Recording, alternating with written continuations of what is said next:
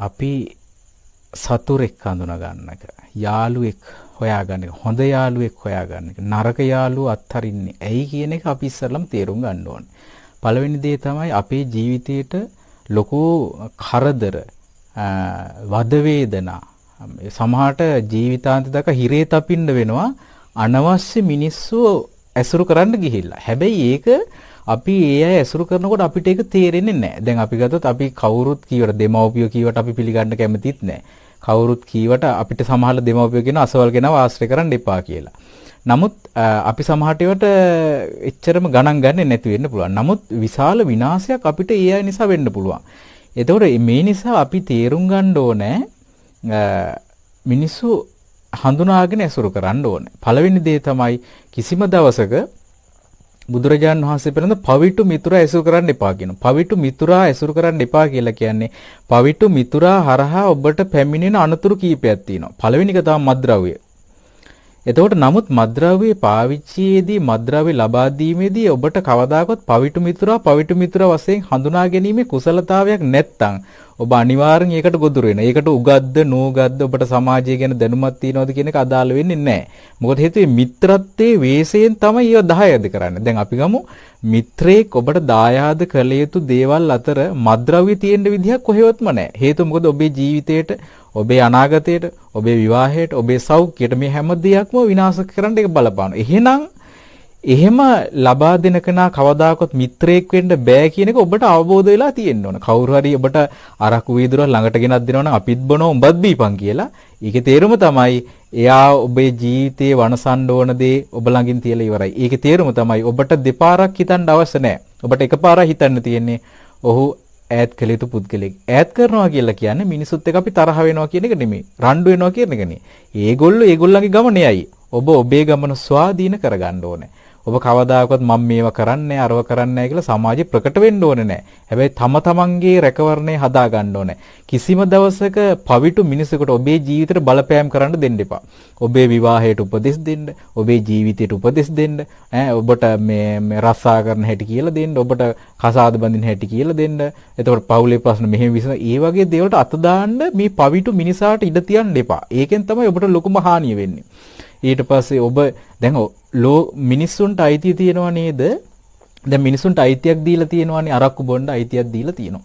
නීතියනොත් අයිතියක් දීලා තියෙනවා. දැන් හැම හන්දියකම කඩගානේ අරක්කු බාර දාලා තියෙන ඒවා වෙරි වෙන්නේ නැතු නිසා නෙමෙයිනේ. ආර්ථික විනාශ නොවන නිසා නෙමෙයිනේ. මේ මිනිසුන්ගේ සෞඛ්‍ය විනාශ නොවන නිසා නෙමෙයිනේ. ඒවා ඔක්කොම වෙද්දි තමයි ඒවා දාලා තියෙන්නේ. එතකොට ඒ දේවල් වලින් අපිට නැවත ජීවිතේ ගොඩ ගන්න ඕන දේවල් සපයන්නේ නැහැ. පළවෙනි දේ. එතකොට යම්කිසි පුද්ගලයෙක් කරහා ඒ දේවල් අපිට ලැබෙනවා නම් ඒ පුද්ගලයා කරන්නේ අපේ ජීවිතේ දැනුවත් හෝ නොදැනුවත් හෝ විනාශ කිරීමට දායක වෙන පුද්ගලයෙක් වශයෙන් තමයි අපි හඳුනා ගන්න ඕනේ. ඒක ඔබේ ඥාතියෙක් වෙන්න පුළුවන්. සමහරට ඔබේ දෙමව්පියෝ වෙන්න පුළුවන්. සමහරට ඔබේ හිතවත්ම ඥාතියා වෙන්න පුළුවන්. අසල්වාසියා වෙන්න පුළුවන්.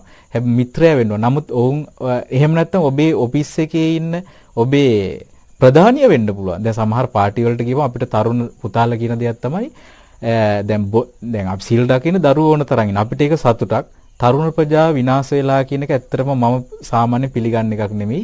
තරුණ ප්‍රජාවෙන් බහුතරයක් සිල් ගුණ රටේ භික්ෂුන් වහන්සේලාගේ වෑයමින් හැදිච්ච සමාජයක් ඒක. එතකොට ඒ වගේ දැන් ඔය පාටි වලට එහෙම ගියපුවාම ගොඩක් ඒකේ ප්‍රධානියා ඒ ඔෆිස් එකේ ලොක්කා ඉන්නවනේ. එයා තමයි කියන අරක්කු වීදුර ළඟට අරන් දෙන්නේ. එතකොට තේරුම් ගන්න මිනිස්සුන්ට ජීවිතේ ගොඩ දාන්න ඕනේ නැහැ කාගේවත්. ජීවිතේ විනාශ වෙන්න දෙයක් දෙන්න ළඟට ගෙනහලා දෙනවා අපිට. මේක තමයි අපේ නුවණ කියලා කියන්නේ. එතකොට මම කියන මිනිසුන්ට බොණ්ඩ අයිතියක් තියෙනවා කියලා මිනිසුන්ට. ඒ අයිතිය අපි ලබලා දීලා තියෙනවා සමාජයේ. ඒක මිනිසුන්ගේ අවශ්‍යතාවයක් විදිහට නීතිගත කරලා තියෙනවානේ. අපි ධර්මයෙන්නේ කුසල අකුසල් හොඳ නරක පෙන්ලා දෙන්නේ.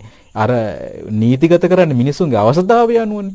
එතකොට ඒකෙදි මිනිසුන්ගේ විනාශ වෙනවද නැද්ද කියන එකට සමහරට අදාළ වෙන්නේ නැහැ. එතකොට ඒ වගේම ඔබටත් අයිතියක් තියෙනවා ඔබට නොබී ඉන්න කියන එක ඔබ තේරුම් ගන්න. මත්ද්‍රව්‍ය පාවිච්චි කරන්න මිනිසුන්ට අයිතියක් තියෙන්න පුළුවන්. හැබැයි ඔබට අයිතියක් තියෙනවා ඒක ප්‍රතික්ෂේප කරලා ඉන්න. ඒ අයිතිය ගොඩක් අය තේරුම් ගන්නෙ නැහැ.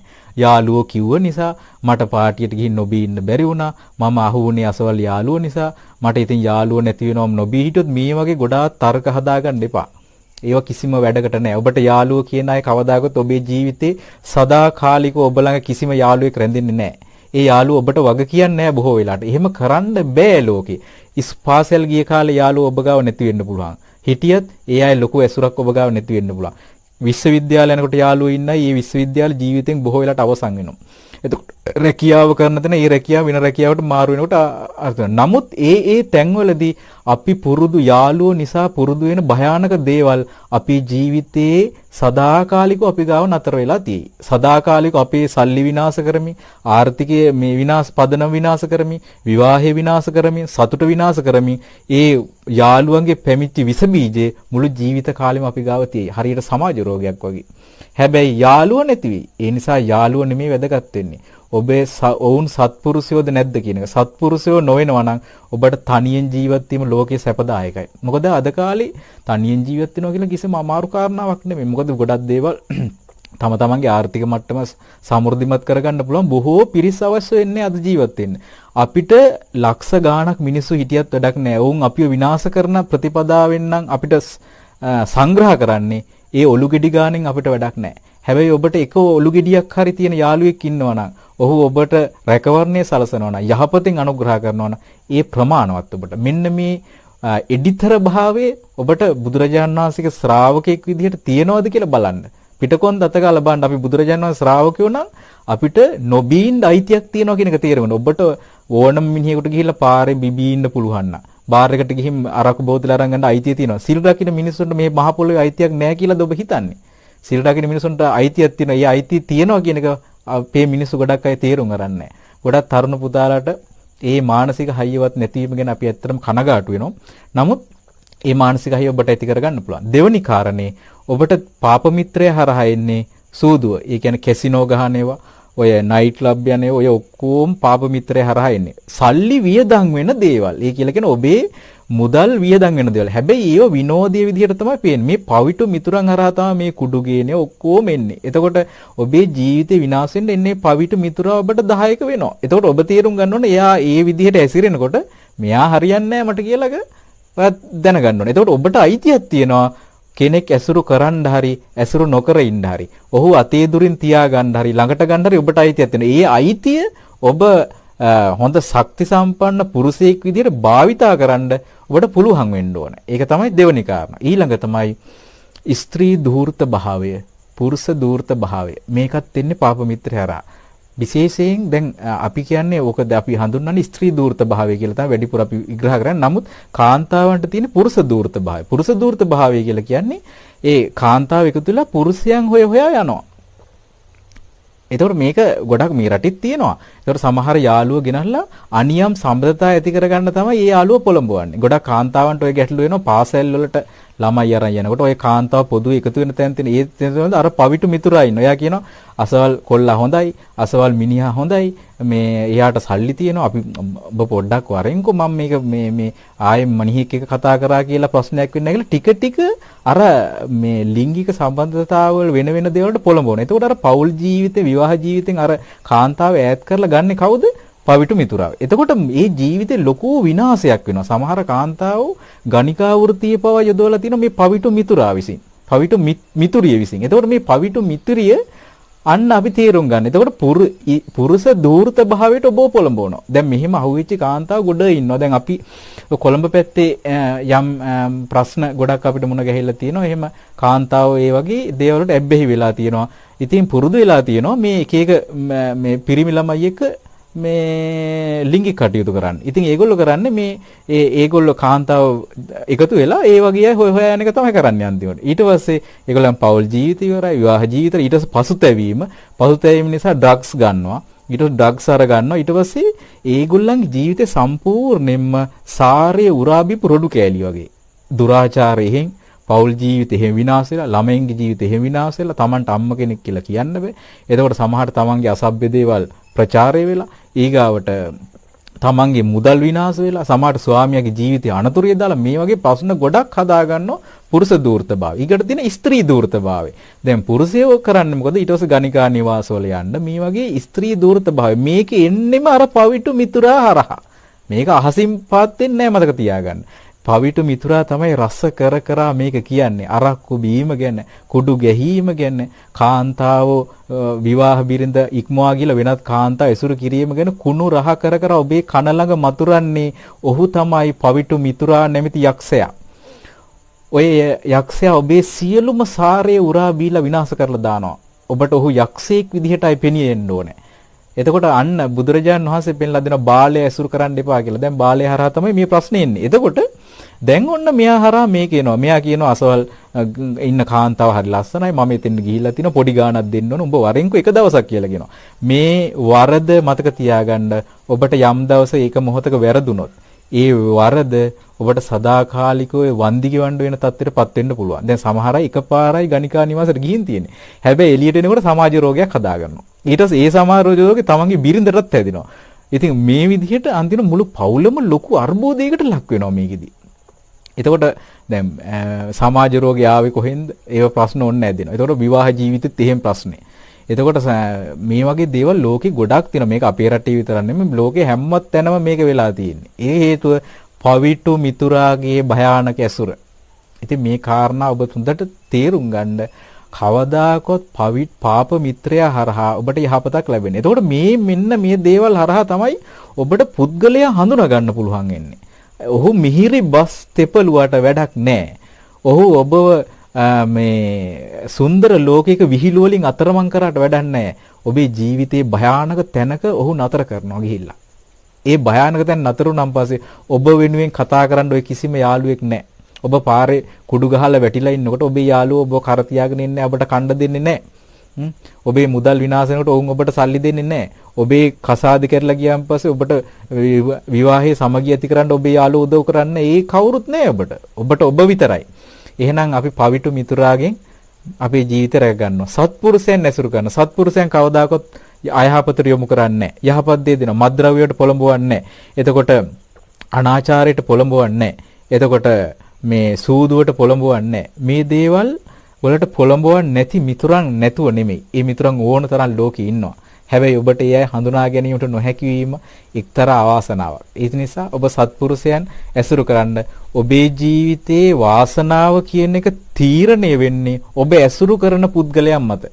සමහර විට ඔබේ අසත්පුරුෂයා ඔබේ ළඟම ඥාතියෙක් වෙන්න පුළුවන්. සමහර මාමලා ඉන්නවා තමන්ගේම සහෝදරියගේ තමන්ගේම සහෝදරයාගේ පුතාට අරක්කු බෝතලේ ගිහින් දෙනවා. පුතේ ඔය වයසට බොන්න ඕන කියලා. ඉතින් මේක තමයි තත් හේතුව ඒ වැඩිහිටි ප්‍රජාව කියලා කියන්නේ අන්ත පිරිහිච්ච જાතියක්. ගොඩක් අපේ වැඩිහිටියෝ කියලා කියන්නේ වයසින් මෝරපු වැසිකිලි වලවල් වගේ. පැරණි වෙච්ච වැසිකිලි වලවල් වගේ. පරණ වුණාට වයස ගියාට වැසිකිලි වලක් විතරයි. ඒක කිසිම අප්‍රසන්නයි ඒගොල්ලන්ගේ ජීවිතේ. ඒ නිසා වැඩිහිටියන්ගෙන් ආදර්ශ ගැනීමත් නෙමෙයි සුදුසු. ඔබ සත්පුරුෂයන්ගෙන් ආදර්ශ ගන්න. ඔබට බුදුරජාණන් වහන්සේ ඉන්නවා ධර්මයේ තියෙනවා අපි නිවැරදි දේ කියලා දෙනවා. මේ දේ අනුබෝධ ගමනය කරන්න. සමහරට අපිට තාත්තව ආදර්ශයට ගන්න බෑ අද කාලේ. මොකද තාත්තා කියන සමහරට තාත්තගේ ආදර්ශයට ගත්තොත් එහෙනම් පුතා නැතරම නැති වෙන්න පුළුවන්. ඒ නිසා ඔබ අපේ සමාජය තුළ වැඩිහිටියෝ කියලා කියන්නේ ගොඩක් බිඳ වැටිච්ච පිරිසක් ඉන්නවා. ඒ නිසා ඒ අය තමයි අපිට වැඩිපුර දකින්න හම්බෙන්නේ. ඒ අයගෙන් ආදර්ශ ගන්නත් එපා. ඔබ සත්පුරුෂයෝ වැඩිහිටි සත්පුරුෂයන්ගෙන් ආදර්ශ ගන්න. ඒ වගේම තමයි ඔබේ ජීවිතේ කුමද්ද කළ යුත්තේ කුමද්ද නොකළ යුත්තේ. මේ දේ කරොත් මට මොකද්ද වෙන්නේ? බුදුරජාණන් වහන්සේ මේක ගැන මොකද්ද කියලා තියෙන්නේ කියලා හොඳ අවධානයකින් ඉන්න. ඒ අවධානයකින් ඉඳලා ජීවිතේ යම්කිසි විධිමත් ක්‍රමයකට සැලසුම් කරන්න ඕනේ. මම මත්ද්‍රව්‍ය පාවිච්චි කරන්නේ නැහැ කවුරුද? මට වැඩක් නැහැ මත්ද්‍රව්‍ය පාවිච්චි කරන. ඒක තමයි ඔබේ අභිමානය. මම කවදාකවත් ස්ත්‍රී දූර්ත වෙන්නේ නැහැ. පුරුෂ දූර්ත වෙන්නේ නැහැ. මම සීල රකින්න. මට මේක වැඩක් නැහැ. ඒක තමයි ඔබේ අභිමානය. එතකොට මේවා කරන්න පෞරුෂයක් ඕනේ නැහැ. මේවා කරන්න අභිමානයක් ඕනේ නැහැ. මේවා කරන්න තිරසන් සතෙක් උනත් මේවා කරනවා. එන තිරසන් සතෙකු වෙන මිනිස්සෙකු වෙනස් වෙන්නේ ප්‍රතිපදාව තුල. ඒ නිසා මේ ඉපදීම නිසාම නෙමෙයි මතක තියාගන්න. මනුස්ස ලෝකෙ ඉපදුනාට අපි හැසිරෙන්නේ තිරසන් සතෙක් වගේ නම් ඊළඟ ජීවිතේ අපි තිරසන් ලෝක යනවා. ඒක කාටවත් වළක්වන්න බෑ. ඉතින් ඒක නිසා සත්පුරුෂයන් දුන්නා. ඊළඟ භයානක දේ ඔබට මම කියලා දෙනවා. දැන් අපි මේ කතා කරේ පාප මිත්‍රයන් ගැනනේ. පාප මිත්‍රයා වගේම භයානක දෙයක් ඔබට තව තියෙනවා. සතුරෙකුට වඩා භයානක දෙයක් ඔබට තියෙනවා. ඒ සතුරෙකුට වඩා භයානක දේ තමයි ඔබේ සිත. නොමග ගිය සිත හානි කරනවා කියනවා භයානක සතුරෙකුට වඩා. මේක බුදුරජාණන් වහන්සේ දේශනා කරන කුද්දක නිකායේ ගෝපාල සූත්‍රයේදී. උන්වහන්සේ පෙන්ලා දෙනවා භයානක සතුරෙකුට වඩා හොරෙකුට වඩා හොරෙකුට කරන හානියට වඩා භයානක සතුරෙක් තව සතුරෙකුට කරන හානියට වඩා හානියක් නොමග ගිය සිත කරනවා කියලා. එහෙනම් අපේ සිත සුමගට තියාගන්න එක ඊටාම වැදගත්. අපේ හිත නොමග ගියොත් ඔය අසත්පුරුෂයාට අහු වෙන එකෙන් අපිට ගැලවෙන්න බෑ. අපි මේ අසත්පුරුෂයන්ට අහු වෙන්නේ, පාප මිත්‍රයන්ට අහු වෙන්නේ පින්නතුනේ අපේ හිත නොමග යනවා. ඒතර නොමග ගිහිල්ලා අපි සීලයක් තුල පිහිටලා නැත්නම්, ගුණධර්ම තුල පිහිටලා නැත්නම්, අපි තෙරුවන් සරණ ගිහිල්ලා නැත්නම්, අපි සත්පුරුෂ භූමියට ආවේ නැත්නම් අපි මේ ප්‍රවාහයේ ගහගෙන යනවා.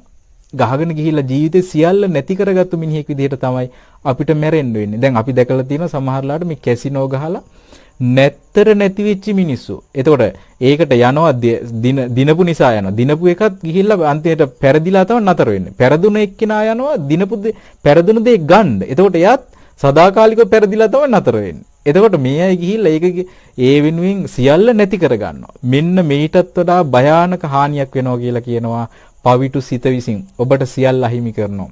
ඒ නිසා සිත සංවර කරන ධර්මයන් පුරුදු කිරීම ඉතාමත් වැදගත්.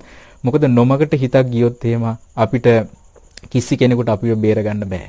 ඒ නිසා නුවණින් සලකා ජීවත් වීම, සත්පුරුෂයන්ගේ ධර්මයේ අනුගමනය කිරීම ඔබේ වටිනාකම සම්පූර්ණයෙන් සුරක්ෂිත කරනවා. මම ඔබට මතක් කරලා දෙන්නම් මංගල සූත්‍රයේ සියලුම සුබ මංගල කාරණා.